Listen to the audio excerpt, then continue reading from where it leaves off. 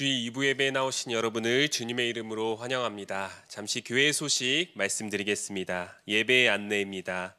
공예배 및 기도 모임에 적극 참여하셔서 교회 부흥과 회복의 주인공이 되시기 바랍니다. 모임 및 행사 안내입니다. 2024년 예산을 위한 공동의회가 오늘 2부 예배 후 본당에서 있습니다. 전도회 원래회가 각 전도회별 지정된 장소에서 있습니다.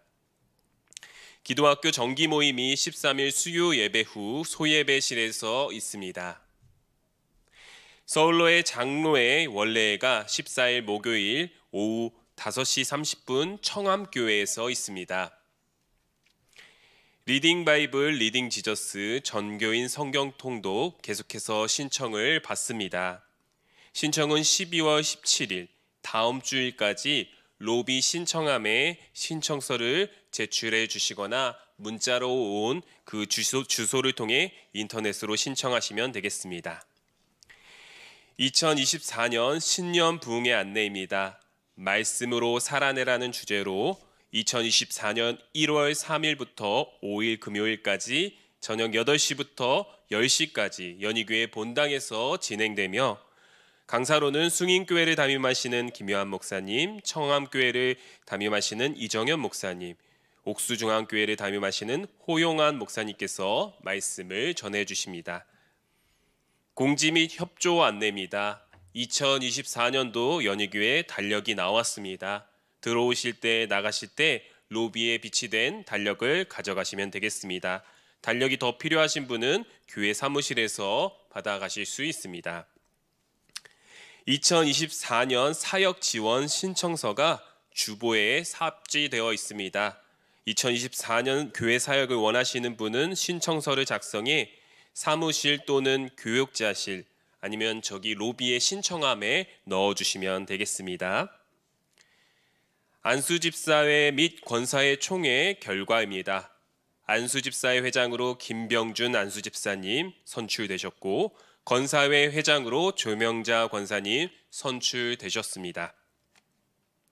소식 및 교우 동정 안내입니다. 정교인 천독 성경 읽기 마라톤 안내입니다. 990번째 이영준 집사님 해주셨습니다. 전교인 천독 성경 읽기 마라톤은 2024년 12월부로 통독을 종료합니다. 다 같이 자리에 일어나심으로 묵도하심으로써 주일 2부 예배를 하나님께 드리겠습니다.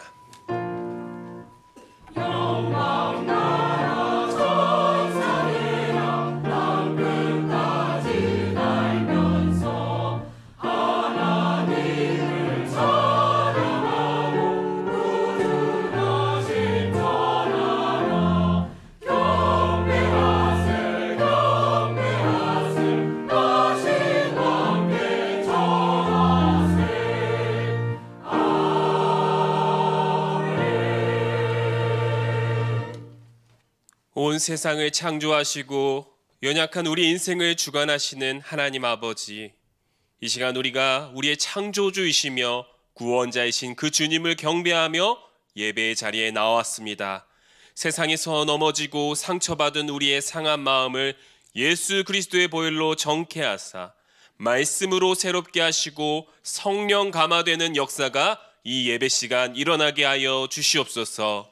감사드리오며 이 모든 기도 거룩하신 우리 구주 예수 그리스도 이름으로 기원하옵나이다. 아멘. 다 같이 사도신경으로 신앙 고백하시겠습니다. 전능하사 천지를 만드신 하나님 아버지를 내가 믿사오며 그 외아들 우리 주 예수 그리스도를 믿사오니 이는 성령으로 잉태하사 동정녀 마리아에게 나시고 본디오 빌라도에게 고난을 받으사 십자가에 못 박혀 죽으시고 장사한 지 사흘 만에 죽은 자 가운데서 다시 살아나시며 하늘에 오르사 전능하신 하나님 우편에 앉아 계시다가 저리로서 산자와 죽은 자를 심판하러 오시리라. 성령을 믿사오며 거룩한 공예와 성도가 서로 교통하는 것과 죄를 사하여 주시는 것과 몸이 다시 사는 것과 영원히 사는 것을 믿사옵나이다. 아멘. 자리에 앉겠습니다. 다 함께 찬송가 96장 예수님은 누구신가 다 함께 찬송하도록 하겠습니다.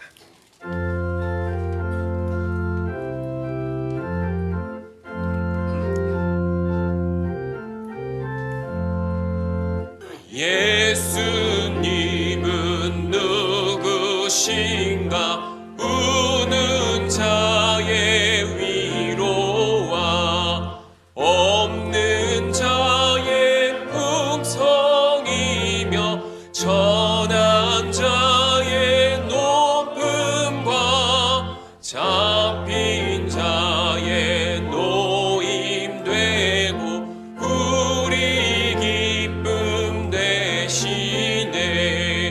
예수님은 누구신가 약한 자의 강함과 눈먼 자의 빛이시며 병든 자의 고침과 죽은 자의 부활되고 우리 생명 되시네.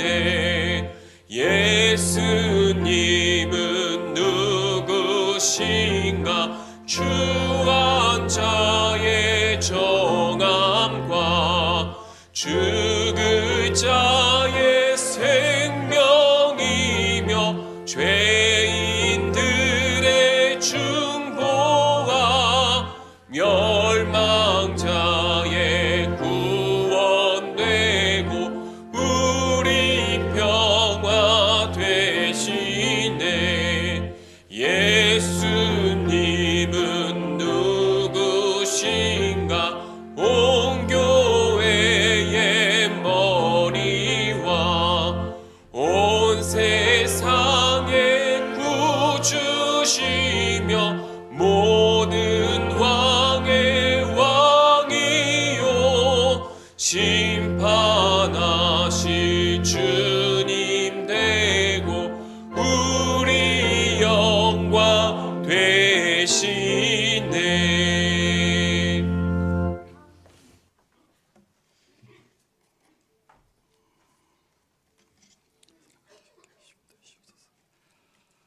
전능하신 하나님 아버지, 지난 한 주간도 주의 사랑과 은혜 가운데 살게 하시고 저희들의 발걸음을 주의 전으로 인도해 주시사 주일 예배로 모여 하나님을 찬양하고 예배하게 하시니 감사를 드립니다. 20여일 남은 금년 한 해를 돌이켜볼 때 저희 나라와 교회, 가정과 저희들 개인마다 절체절명의 위기와 많은 어려움들이 있었으나 그때마다 때를 따라 도우시는 하나님의 은혜가 있었음을 깨닫게 됩니다. 이 시간 그 크신 사랑과 은혜에 감사와 찬양을 올려드리며 하나님 앞에 예배하오니 저희 드리는 예배를 기뻐 받아 주시옵소서. 때때로 하나님의 뜻대로 살지 못하고 내 고집과 자신의 소견을 주장하며 세상 유혹에 휩쓸려 살던 저희 연약함과 잘못을 고백하며 회개합니다. 죄로 인하여 연약해진 저희들의 심령을 긍휼히 여겨 주시옵소서. 저희 죄와 허물을 용서하여 주시고 상한 심령들이 회복되며 정한 마음과 정결함으로 새롭게 하여 주시옵소서. 길과 진리요 생명이 되시는 주님, 주의 말씀이 저희들의 발의 등이요 나아가는 길에 빛이 되게 하여 주시옵소서. 저희들 이 세상을 살아갈 때 많은 시험과 어려운 문제들을 만나오나 하나님의 자녀로 주의 말씀이 합당한 삶을 살도록 인도해 주시고 세상 무엇보다 주의 구원의 은혜에 감사하여 날마다 주의 일에 충성하며 하나님의 영광을 위하여 살게 하여 주시옵소서. 지구촌 곳곳이 끊이지 않는 전쟁과 다툼으로 인하여 삶의 터전을 잃고 죽음의 공포와 고통 가운데 있는 곳이 많습니다. 분쟁 지역에 하루속히 평화가 오게 해주시고 자연재해와 온갖 질병과 크고 작은 사건, 사고 여러 가지 형편으로 낙심해 있는 이들에게 위로와 회복의 소망을 주시옵소서. 정치, 경제 등 사회 전반의 분열과 갈등으로 몸살을 앓고 있는 저희 나라를 불쌍히 여겨 주시옵소서. 대통령과 모든 공직자와 위정자들이 하나님 앞에서 겸손하게 하시고 정직함과 선한 양심으로 나라 민족을 위해 헌신하게 하여 주시옵소서. 국가적으로 많은 어려움들이 있는 이때에 저희 믿는 자들이 세상의 빛과 소금의 본분을 잘 감당함으로 주의 사랑과 진리와 공의가 이 땅에 충만케 하여 주시옵소서. 사랑의 하나님, 저희 연희교회에 함께하여 주시옵소서. 말씀을 전하시는 담임 목사님, 영육간에 강건함을 주시며 전하시는 말씀마다 저희들이 큰 은혜 받고 성령 충만한 삶을 살게 하여 주시옵소서. 오늘 예배 후에는 2024년도 예산 공동회의가 있습니다. 새해를 준비하는 모든 기관과 모임마다 잘 준비하여 금년 한 해를 잘 마무리하고 내년도에는 더욱 성장하는 연희교회와 성도들 되게 하여 주시옵소서. 열악한 상황 속에서 주의 말씀을 전하기에 수고하시는 선교사님들과 동역하는 미래자립교회들과 기관들의 사역위에 함께해 주시고 주의 말씀이 땅끝까지 전해지는 일에 저희들 사명을 잘 감당하고 기도로 물질로 힘써 도울 수 있도록 능력을 더하여 주시옵소서. 주님 다시 오심을 기다리며 대림절 기간을 보내고 있습니다. 늘 깨어 있어 기도하고 서로 뜨겁게 사랑하며 선한 청지기 같이 봉사하는 연희 공동체가 되며 주님의 사랑이 필요한 곳에 또한 주님께서 원하시는 곳에 죄를 기쁘게 드릴 수 있는 시간들 되게 하여 주시옵소서. 특별히 육신의 연약함과 질병으로 고통받고 있는 한우들과 경제적으로 어려운 성도들, 또한 여러 가지 시험과 환난을 겪고 있는 성도들, 주의 도우심을 구하는 성도들의 기도에 응답하여 주시옵소서. 주의 손으로 일으켜 세워주시고 치유해 주시며 회복시켜 주시옵소서. 이제 찬양을 올려드리는 할렐루야 찬양대의 찬양을 기뻐 받아주시고 일평생 사는 동안 날마다 숨쉬는 순간마다 여호와를 인하여 즐거워하고 기뻐 춤추며 찬양하는 아름다운 찬양대와 성도들 되게 하여 주시옵소서. 이 예배를 위하여 수고하는 모든 분들의 손길을 기억하여 주시고 신령과 진정으로 하나님께만 영광되는 오늘 예배가 되게 하여 주시옵소서. 이 모든 말씀 임마누엘 되시는 우리 주 예수 그리스도의 이름으로 기도드리옵나이다. 아멘.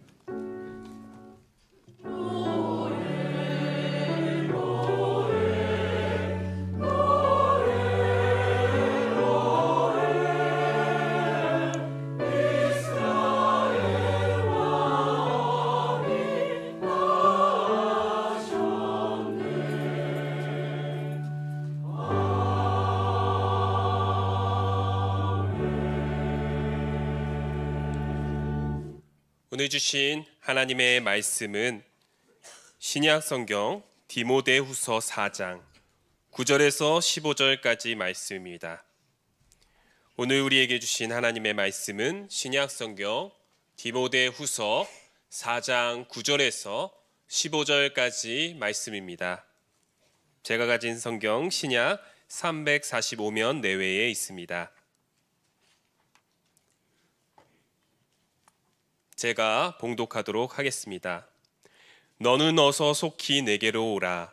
데마는 이 세상을 사랑하여 나를 버리고 데살로니가로 갔고 그레스게는 갈라디아로 디도는 달마디아로 갔고 누가만 나와 함께 있느니라. 내가 올 때 마가를 데리고 오라. 그가 나의 일에 유익하니라. 두기고는 에베소로 보내었노라. 내가 올 때 내가 드로아 가보의 집에 둔 겉옷을 가지고 오고 또 책은 특별히 가죽 종이에 쓴 것을 가져오라. 구리 세공업자 알렉산더가 내게 해를 많이 입혔음에 주께서 그 행한 대로 그에게 갚으시리니 너도 그를 주의하라. 그가 우리 말을 심히 대적하였느니라. 아멘. 이 시간 할렐루야 찬양대에 찬양 올린 후 박재훈 담임 목사님 나오셔서 주님 겨울이 되기 전에 오소서라는 제목으로 하나님의 말씀 전해주시겠습니다.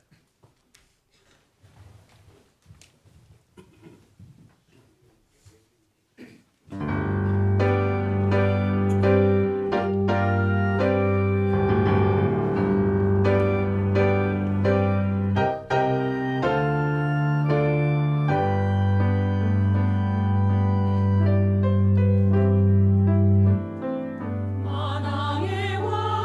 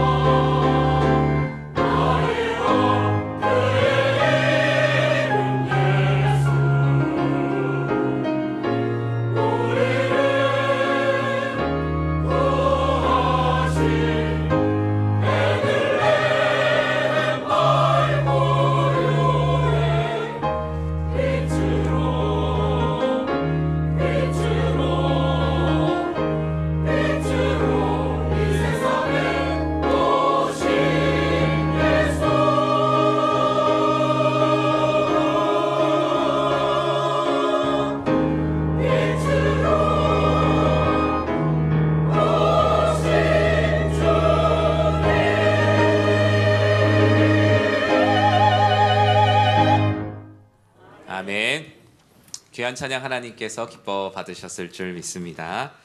감사의 제목을 함께 나눕니다. 건강을 지켜주신 주님의 은혜에 감사를 드립니다.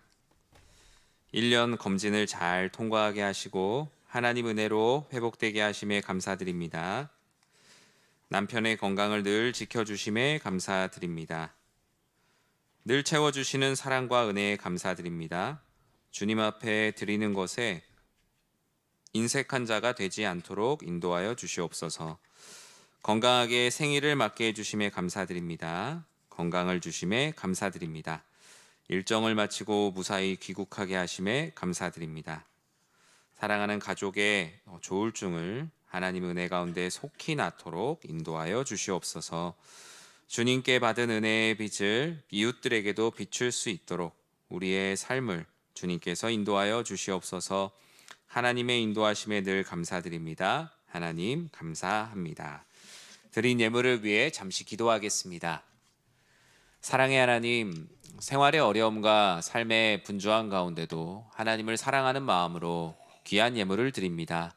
아버지 하나님께 드린 구제와 또 선교와 또 장학, 10의 1조로 드리는 모든 예물들을 주님께서 기뻐 받아주시고 예물 드린 손길들, 또 생활의 염려 가운데 있는 많은 영혼들을 주께서 돌보사 주의 은혜로 풍성한 우리 사랑하는 연희교회 모든 예수가족 되게 하여 주시옵소서. 예수님의 이름으로 기도드립니다. 아멘. 할렐루야. 네, 오늘도 주회전에 나오신 모든 성도님들 주님의 이름으로 환영하고 축복합니다. 우리 옆에 있는 분들과 인사할까요? 사랑하고 축복합니다.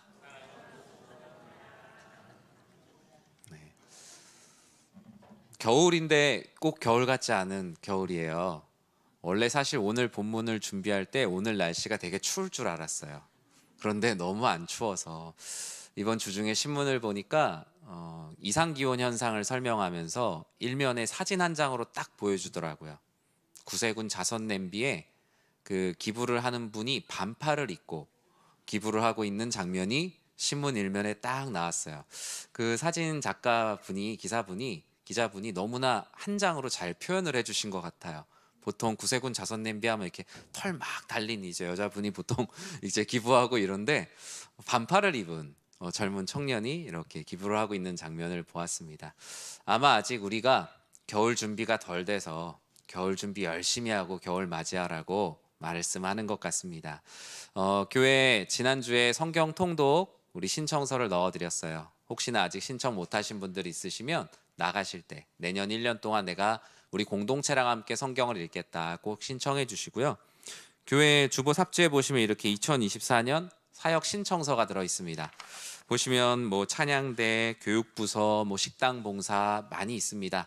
많은 부서들 내 은사에 맞게 내가 섬기고 싶다 하면 도전해 보시고요. 하나님께서 나를 부르시는 곳이 어딘가 꼭 기도해 보시기 바랍니다. 교회는 물론 하나님께서 이끄시고 잘하게 하세요. 하나님께서 큰 흐름을 만들어 주시지만 그 흐름 가운데 노젓는 사람들이 있습니다. 그 배를 위해 노젓는 사람이 많을수록 우리는 더 힘있게 나아갈 것이고 또 누군가의 짐을 덜어줄 거예요. 그 일에 함께 해주셨으면 좋겠고 다른 많은 부서들 중요하지만 제가 지금 있는 부서가 아니라서 편애하는 게 아니라 말씀을 드립니다. 저는 교회 봉사와 교회 섬김의 첫 번째는 교회 청소라고 생각합니다. 네, 정말 우리가 토요일에 오전이나 아니면 날을 정해서 최소한 우리 본당만큼 우리가 청소하는 봉사를 시작을 하려고 해요. 우리 성도님들 어느 누구나 참여할 수 있으니까 용기를 내셔서 함께 해주시기 바라고요. 지난 금요일에는 몽골 정탐 선교 다녀온 선교 보고를 금요 기도회 때 했습니다.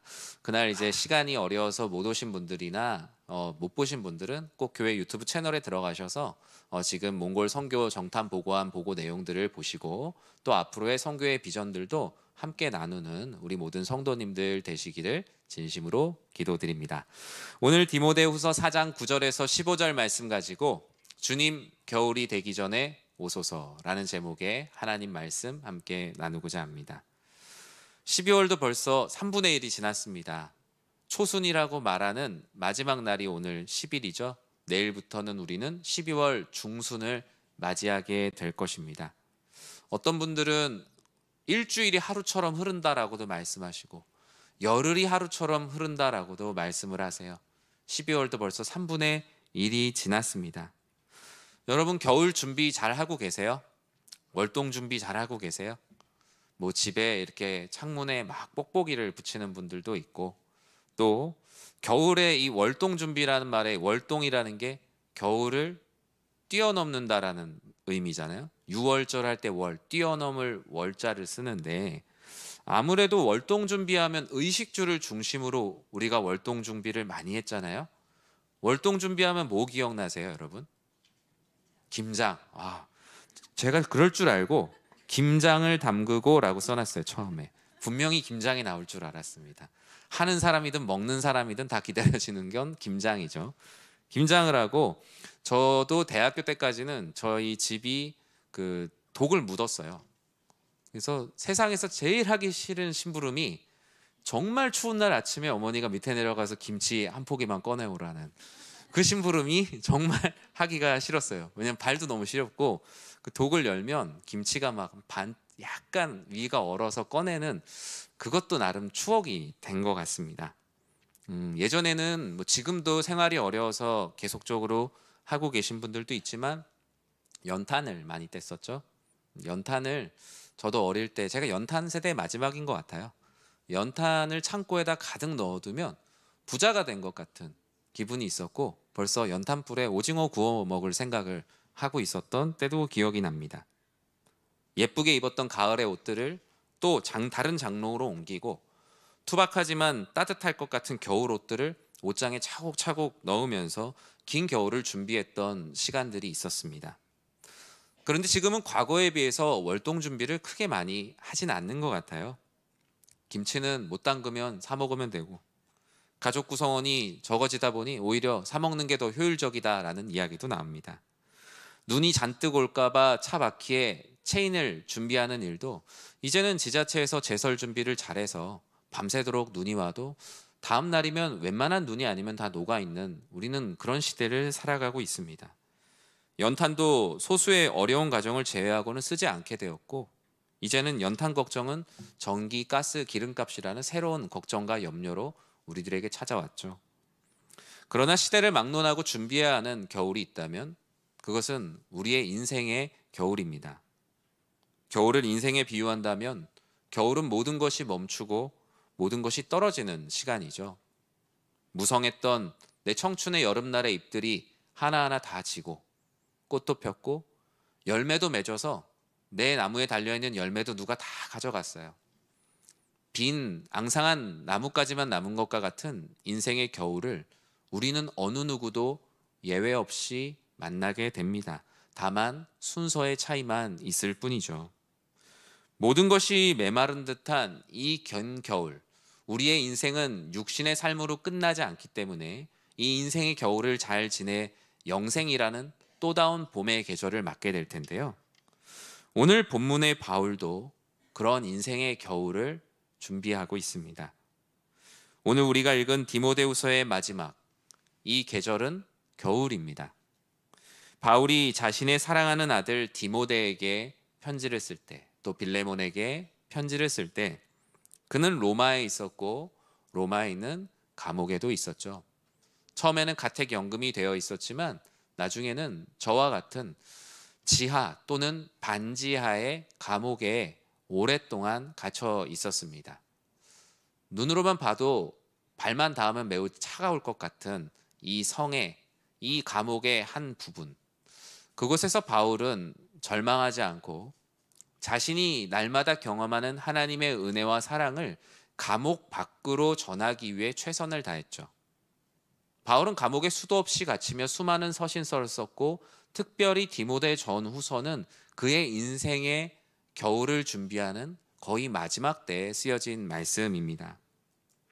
바울은 인생의 마지막이 다가옴을 느꼈고, 디모데후서를 쓰고 있을 때는 바울은 사역의 많은 부분을 이미 정리하고 있었습니다. 누구나 인생의 겨울이 찾아올 때 같이 찾아오는 인생의 고독과 슬픔과 우울한 마음들이 있죠. 그것은 복음을 평생 전해왔던 바울도 예외 없이 피할 수 없는 인간의 감정이었어요. 바울은 인생의 겨울 앞에 선 자신의 고독을 다음과 같이 6절에서 고백합니다. 같이 한번 읽어볼까요? 전제와 같이 내가 벌써 부어지고 나의 떠날 시각이 가까웠도다. 아멘. 성경에 많은 명문이 있지만 저는 이 4장 6절의 말씀이 참 명문이라는 생각이 듭니다. 겨울을 앞둔 바울은 자신의 모습을 전제와 같이 내가 벌써 부어지고 라고 말했어요. 전제가 뭐죠?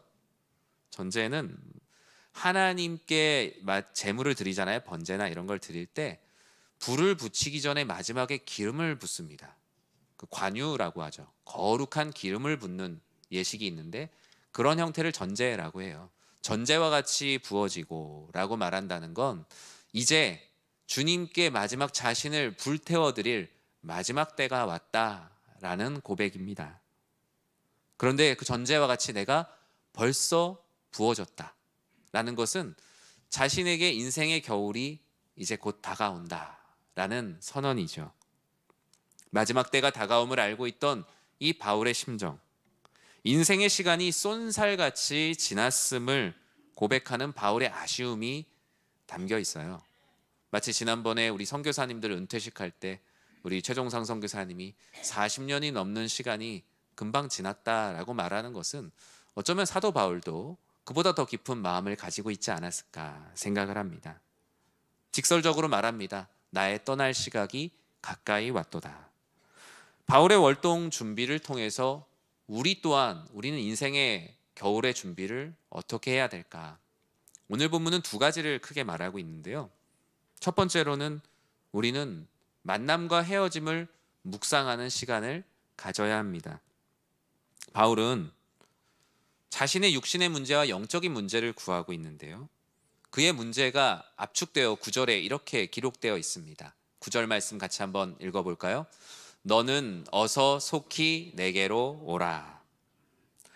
바울은 자신이 사랑하는 아들 디모데가 어서 속히 자신에게로 오길 원했어요. 그만큼 바울은 고독과 외로움 가운데 있었고 자신이 꼭 해야 될 일들이 이제 시간 싸움이라는 것을 누구보다 잘 알고 있었습니다. 디모데는 게다가 한 곳에 머물러 있는 목회를 하지 않았기 때문에 바울과 디모데는 영적인 아버지와 아들의 관계지만 자주 만나기가 쉽지 않았어요. 그것을 너무나 잘 알았죠. 여러분, 언제 누가 보고 싶으세요? 누군가 보고 싶을 때. 첫 번째로는 그 사람과 이렇게 사랑했던 많은 기억들이 떠오를 때, 그리고 또는 내가 뭔가 필요할 때. 애들이 보통 전화하면 너는 꼭 필요할 때만 전화하냐? 라고 하잖아요. 사실 필요할 때 누군가가 보고 싶기도 합니다. 현재의 상황이 그 사람을 생각할 만큼 어려움에 봉착해 있다는 증거이기도 해요. 바울은 디모데에게 나한테 빨리 와줄 수 있겠냐라고 말합니다. 그리고 지금 자신이 하고 있는 생각을 디모데에게 말하며 현재 자신의 근황을 이렇게 전하는데요. 10절에서 12절 말씀을 제가 읽어드리겠습니다.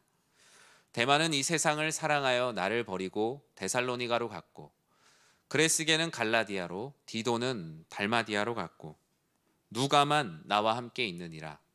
내가 올 때에 마가를 데리고 오라. 그가 나의 일에 유익하니라. 두기고는 에베소로 보내었노라. 이 짧은 세 절의 말씀 안에 바울이 깊이 묵상한 주의 사역 가운데 만남과 헤어짐의 이야기가 있습니다. 사실 바울의 인생은 머무는 인생이 아니라 끊임없이 만나고 끊임없이 헤어지는 삶이었어요. 만남의 축복도 많이 누렸지만 헤어짐의 아픔은 그의 마음에 때로는 상처가 되기도 하고 때로는 내가 더 열심히 해야겠다라는 도전의식을 불러일으키기도 했습니다.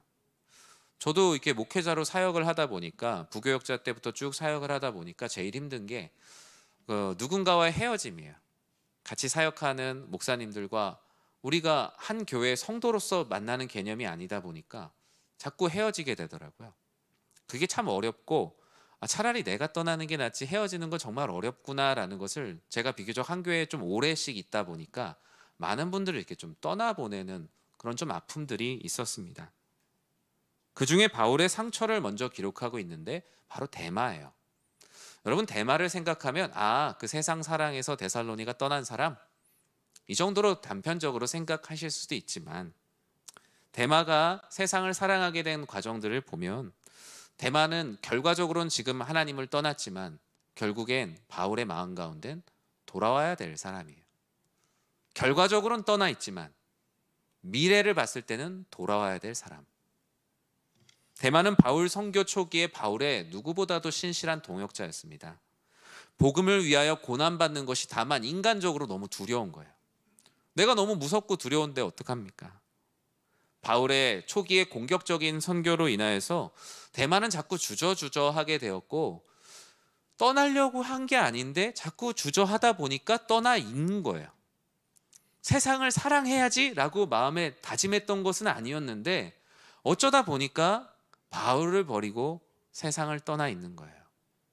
바울은 담담하게 대마는 현재는 지금 세상을 사랑하여 떠났다라고 말합니다. 그리고 동일하게 떠나 있지만 다른 온도의 떠남을 말하고 있어요. 그레스게는 갈라디아로, 디도는 달마디아로, 두기고는 심지어 에베소로 내가 보냈다라고 말합니다. 결과적으로는 대마도 내 옆에 없고 두기고나 디도나 그레스게나 모두 다 내 옆에 없는 건 동일한데 어떤 헤어짐은 나에게 상처가 되고 어떤 헤어짐은 오히려 나를 영적으로 충만하게 하는 헤어짐이 있었어요.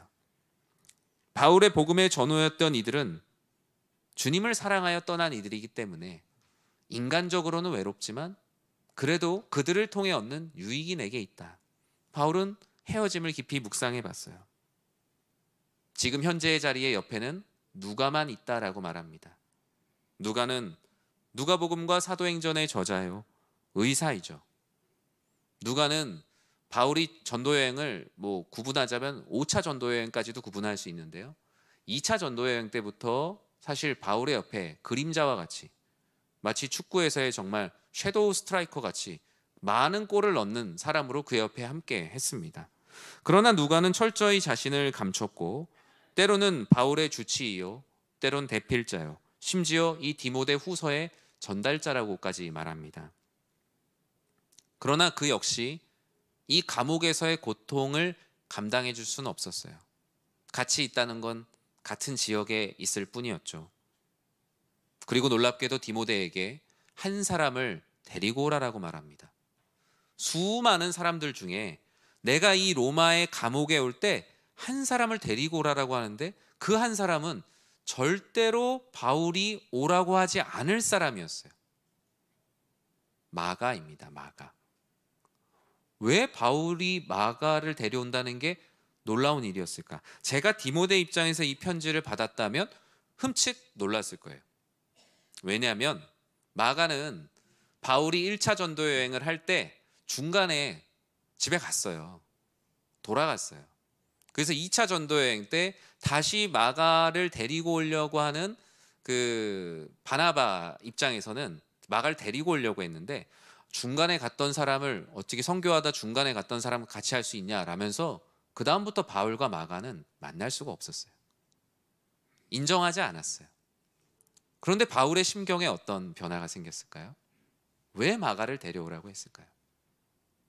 첫 번째 의미는 화해의 의미가 있었고 두 번째 의미는 로마 선교를 위해서 나는 이 사람이 싫지만 로마 선교에 있어서 마가가 가장 최적화된 인물이라는 걸 누구보다 잘 알았거든요. 바울은 사심에 사로잡힌 사람이 아니라 복음에 사로잡힌 사람이었기 때문에 때로는 내가 불편한 사람이라고 할지라도 이 로마의 복음을 위한 일이라면 반드시 마가를 데려올 것을 말했습니다. 사랑하는 성도 여러분, 겨울이 오기 전에 우리의 인생의 겨울이 오기 전에 우리가 해야 되는 것은 이런 만남과 헤어짐을 묵상하며 나는 어떤 삶을 살았는가를 돌아봅니다. 때로는 나의 인품의 서투름으로 인하여서 상처를 준 헤어짐들도 있을 거예요. 나의 인격의 부족함으로 인해서 서툴게 헤어진 헤어짐들도 있을 거예요. 함께 신앙생활을 열심히 했는데 지금은 결과적으로 하나님을 믿지 않고 떠나 있는 이들도 있고 소위 나랑 대판 싸워서 같은 교회에서 신앙생활하는 거 껄끄러워진 분들도 있을 수 있어요. 사랑하는 성도 여러분, 여러분들의 인생의 겨울이 오기 전에 모든 관계들을 주 안에서 사랑하고 용서하고 화해하시기 바랍니다. 그것이 바로 차디찬 인생의 겨울을 맞이하는 영생의 봄을 꿈꾸는 그리스도인들이 해야 되는 참된 월동 준비임을 믿습니다. 오늘 본문은 두 번째로 인생의 겨울을 준비하기 위해 삶의 필요를 구하라고 말씀합니다. 우리가 때로는 하나님 앞에 피조물로서 하지 않아도 되는 걸 하는데 바로 체면치레입니다. 기도를 할 때도 어느 때 보면 하나님 앞에 되게 체면을 차릴 때가 있고요. 내가 정말 필요한 게 있는데 하나님이 먼저 그의 나라와 의를 구하라고 했으니까 나는 나대로 살아야겠다 라고 생각하면서 필요한 것을 구하지 않는 분도 있어요. 제가 신대원 1학년 때 잠깐 그런 착각에 빠져있던 때들도 있었습니다. 아이들하고 장난감을 어릴 때 사러 갔던 기억이 납니다. 근데 아이들이 들어가자마자 벌써 하나를 고르더라고요. 그러더니 또 마음에 드는 게 있으니까 그걸 하나 더 담는 게 아니라 있던 것을 다시 내려놓고 다시 또 하나를 담더라고요. 계속 하나를 유지하더라고요. 근데 동생이 2개를 사니까 저희 애가 작은 애한테 하나만 사. 생각해 보니까 제가 아이들에게 자꾸 하나만 사라고 했던 것 같아요. 근데 그 모습이 좀 마음이 아팠죠. 아이들이 2개, 3개 사라고 하는데도 하나만 사겠다는 거예요. 제가 그날 마음이 너무 안 좋았어요. 하나님이 보실 때 우리의 모습이 어떨까? 굶어 죽을 것 같은데, 삶이 너무 고통스러운데 하나님 나라와 의만 구해야지라는 모습을 사랑하실까? 여러분 삶의 필요를 선선하게 하나님께 구하십시오. 왜냐하면 오늘 본문에 바울 또한 그랬기 때문입니다. 13절에 바울이 이렇게 고백하죠. 같이 한번 읽어볼까요? 내가 올 때 내가 드로아 가보의 집에 둔 겉옷을 가지고 오고 또 책은 특별히 가죽 종이에 쓴 것을 가져오라. 바울은 디모데에게 구합니다. 여기 올 때 드로아에 들려서, 여기에서 얘기하는 가보는 우리 집에 있는 가보 그거 아닙니다. 사람 이름이에요. 드로아에 있는 가보의 집에 둔 겉옷을 가져와 달라라고 말합니다. 집에 뒀다는 것은 무엇입니까? 원래 있었는데 두고 온 거잖아요. 이 바울의 인간적인 면모가 가장 느껴지는 말씀이 이 본문이 아닌가 생각을 해요. 그 겨울을 맞이하는 감옥 속에 얼마나 추울까? 그는 드로아에 있는 가보의 집에 두었던 겉옷이 생각났어요.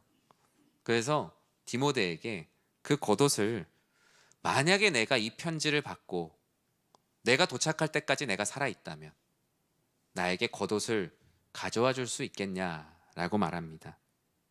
그만큼 로마의 겨울 감옥은 견디기 어려운 시간이었을 겁니다. 그 날씨의 추위보다 그 한 사람의 개인의 고독과 슬픔, 외로움, 갇힘, 주님께서 날마다 주시는 은혜가 있지만 그 가운데 인간으로서 오롯이 감당해야 되는 그 어려움을 이 겉옷이라는 이 하나에 압축하고 있죠. 바울은 하나님 앞에 항상 고매한 모습으로 서 있으려고 했던 종교인이 아니었습니다. 배고플 때는 배고픔을 고백했어요. 몸이 피곤할 때는 피곤함을 해결해 주실 주님을 구했어요. 바울에게는 먼저 하나님의 나라와 그 의를 구하는 것이 가장 중요했지만, 그것을 위해서도 하나님을 의지하지만 오늘 먹을 일용할 양식을 위해서 의지할 분도 여전히 바울에게는 오직 그 하나님 한 분이셨어요. 그것은 결코 욕심이 아닙니다. 복음을 전하는 일도 하나님을 의지하며 해야 되는 큰 일이지만 오늘 하루 먹고 살 일을 구하는 것도 하나님 나라를 위한 큰 일임을 믿으시기 바랍니다. 하나님을 하나만 사주는 하나님으로 만들지 마시고, 아버지 하나님께서 너의 필요를 채울 것이다, 왜 너는 내가 더 줄 것을 생각하고 있는데 하나만 사는 하나님으로 나를 만들고 있냐. 하나님 마음이 많이 아프시겠죠. 제가 디모데라면 바울이 드로아 가보에 가서 겉옷을 가져와 달라는 편지를 제가 만약에 읽었다면 저는 아마 눈물을 흘렸을 거예요. 아, 우리 선생님도 사람이구나. 아, 우리 스승님도 사람이구나. 아, 우리 장로님도 사람이구나. 목사님도 사람이구나. 오히려 그 하나님의 마음을 더 깊이 느꼈을 것 같아요. 사랑하는 성도 여러분, 여러분의 삶의 필요를 구하는 것은 결코 욕심이 아닙니다. 왜냐하면 누군가가 삶의 필요를 구할 때 우리를 사용하셔서 디모데와 같이 그 겉옷을 전달할 전달자로 우리들을 사용하시기도 하고, 우리가 또 그와 같은 은혜를 받으면서 하나님께서 나를 도우시는구나라는 것을 서로 깨닫게 되는 은혜가 있기 때문이에요. 그래서 교회에서 가난한 분들, 마음이 힘든 분들, 시험에 든 분들을 찾아가서 위로하는 건 그분들만 은혜를 받는 것이 아니라 그것을 가지고 가는 디모데의 마음처럼 디모데는 얼마나 더 큰 은혜를 받았겠습니까? 그것이 바로 삶의 필요를 구해야 되는 이유예요. 바울은 한 가지를 더 구합니다. 책입니다. 특별히 오늘 본문에서는 또 책은 특별히 가죽 종이에 쓴 것을 가져오라 라고 말합니다. 당시의 종이는 크게 두 개입니다. 갈대로 만든 파피루스, 그리고 양이나 소의 가죽으로 만든 가죽 종이입니다. 그럼 여러분, 중요한 걸 어디다 쓰겠어요? 당연히 가죽 종이에 쓰겠죠. 파피루스는 오랫동안 보존하기가 어려우니까요. 확실한 것은 알 수 없지만 많은 학자들은 이 가죽 종이로 만든 책을 구약의 성경이라고 말합니다. 구약에 있는 메시지이죠. 사실 성경이 거의 머릿속에 저장되어 있는 바울에게 이 기록된 말씀이 필요했을까? 그렇게 완벽한 바울에게도 기록된 하나님의 말씀이 필요했어요. 바울은 하나님께 자신의 육체적 필요와 영적인 필요를 동시에 구했어요. 감옥에서도 계속 읽어도 해지지 않을 그 아버지 하나님의 말씀을 구했어요. 저는 미술을 잘 모르지만 그 렘브란트를 좋아합니다. 렘브란트, 카라바조, 루벤스, 이 세 명의 화가들을 좋아하는데요. 아무래도 제가 목회를 하다 보니까 그들이 그린 그림 안에 있는 신학을 보고 책들을 이렇게 찾아보고 하는데, 렘브란트가 그린 감옥 속의 사도 바울이라는 그림입니다. 저 그림은 상당히 신학적인 그림이에요. 사실 바울이 갇혀있던 감옥에는 빛이 들지 않았다라고 합니다. 지하 감옥이었거든요. 저 빛은 왜 있습니까? 바울이 그리스도 예수를 소망으로 삼고 빛 대신 예수 그리스도, 실제로 빛은 없지만, 광원으로서의 빛은 없지만 그분을 나의 소망으로 삼아서 그 빛 대신 예수 그리스도 안에서 감옥의 고난을 견뎠다.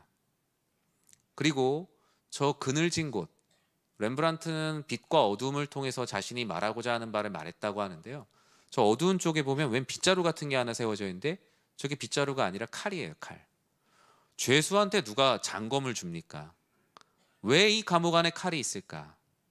그것은 바로 인생의 겨울, 고난을 견디기 위해서는 성령의 검, 하나님의 말씀이 필요하다라는 의미에서 저곳에 칼을 그려놓았습니다.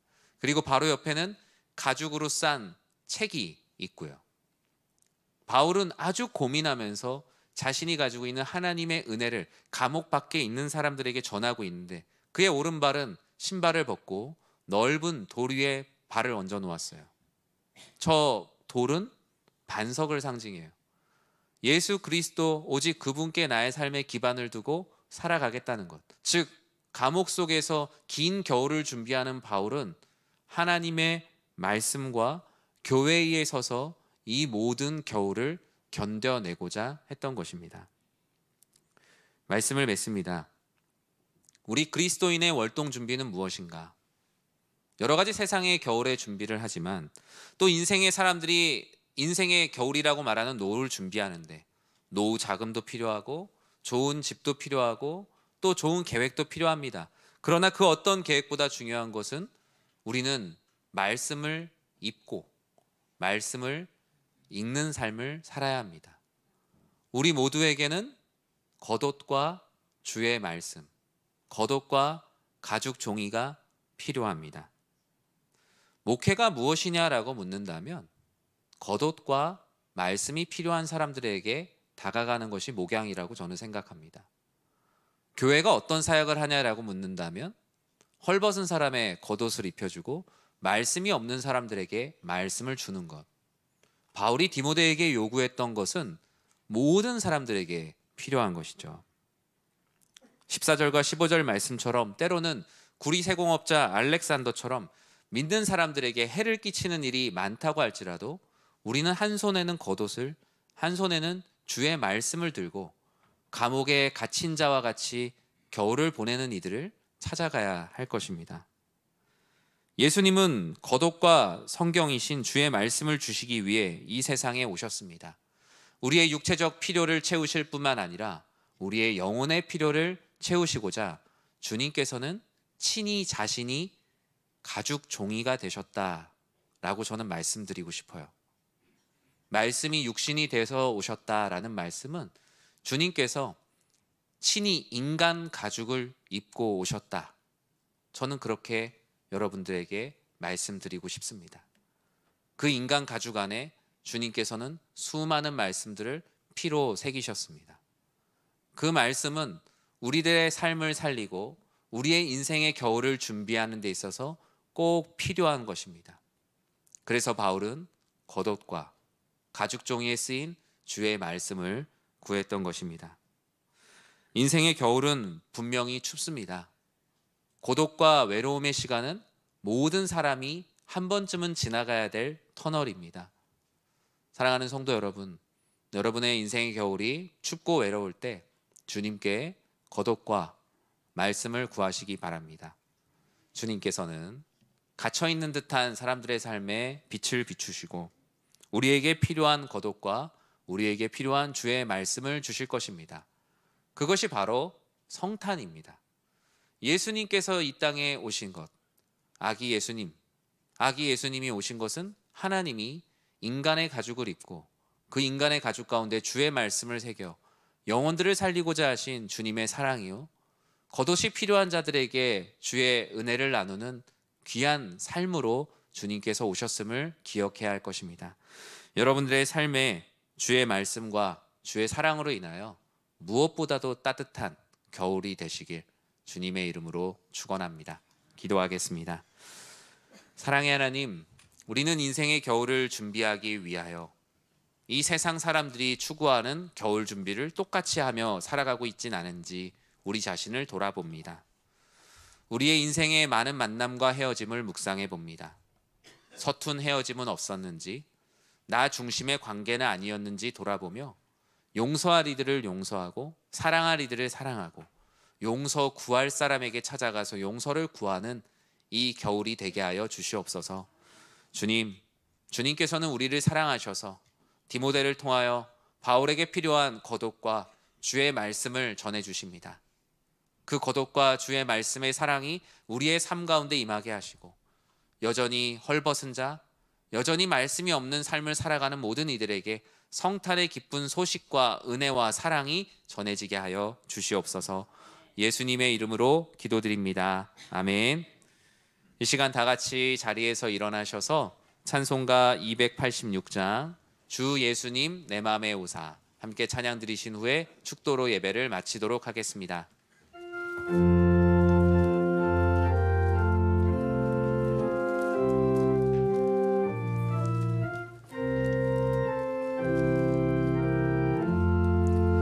주 예수님 내 맘에 오사 날 붙들어 주시고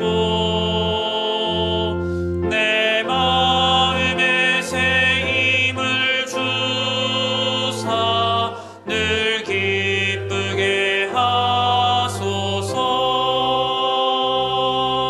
사랑의 주 사랑의 주 내 맘속에 찾아오사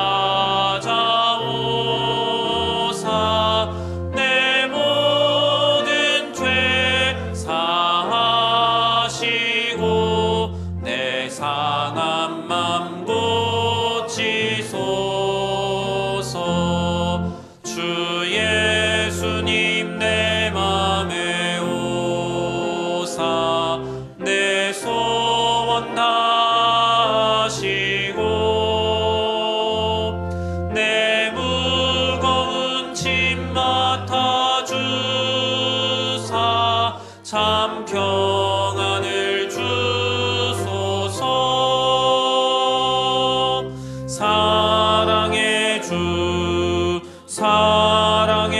주 내 맘속에 찾아오사 내 모든 죄 사하시고 내 상한 맘 고치소서. 주 예수님 내 맘에 오사 날 정결케 하시고 그 은혜를 내 맘에 채워 늘 충만케 하소서. 사랑의 주 사랑의 주 내 맘속에 찾아오사 내 모든 죄 사하시고 내 상한 맘 고치소서. 주 예수님 내 맘에 오사 내 길 인도하시고 주 성령을 내 맘에 채워 늘 충만케 하소서. 사랑의 주 사랑의 주 내 맘속에 찾아오사 내 모든 죄 사하시고 내 상한 맘 고치소서.